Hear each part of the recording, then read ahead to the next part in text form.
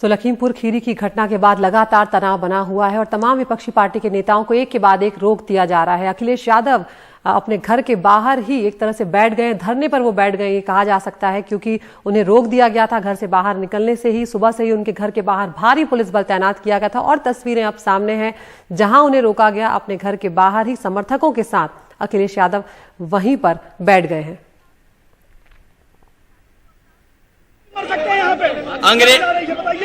अंग्रेजों से भी ज्यादा जुल्म हुआ है किसानों पर।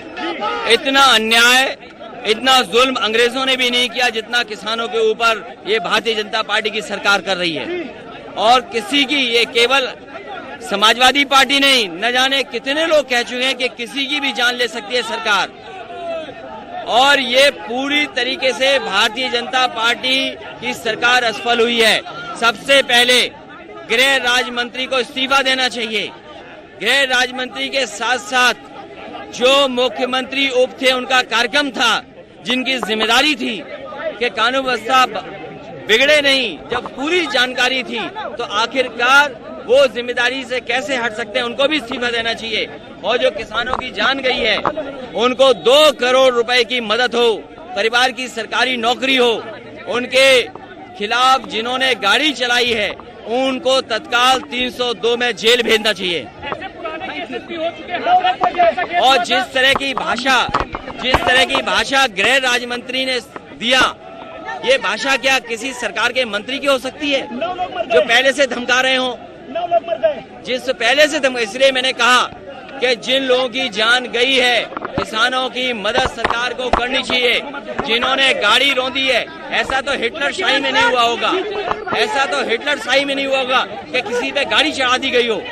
हिटलर शाही का समय याद दिला रही है सरकार कि अगर आप उनके से सहमत नहीं हो तो उन पे गाड़ी चढ़ा दी जाएगी या पुलिस से आपको गोली मरवा दी जाएगी। क्या उत्तर प्रदेश की भारतीय जनता पार्टी की सरकार नहीं देगी? गोरखपुर में किस तरह व्यापारी की जान ले ली, किस तरीके से जान ले रही है भारतीय जनता पार्टी।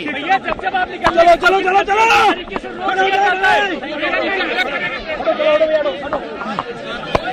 जाने दो भाई, जाने दो निकले तो जाने दो।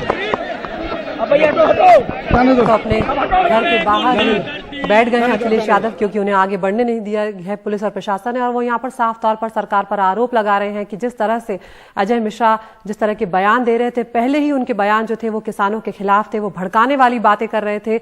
और अब उनका कहना है कि इस तरह के मंत्री को इस्तीफा देना चाहिए। उन्होंने कहा कि उप मुख्यमंत्री केशव प्रसाद मौर्य, जिनका एक कार्यक्रम था, उनको पता होना चाहिए था कि किस तरह से कानून व्यवस्था को संभाला जाता है, उनको इस्तीफा देना चाहिए। साथ ही किसानों को वो मांग कर रहे हैं कि किसानों को 2 करोड़ रुपए का मुआवजा दे सरकार और उनके परिवार वाले, जिन किसानों की जान गई है, उनके परिवार वालों को सरकारी नौकरी दी जाए।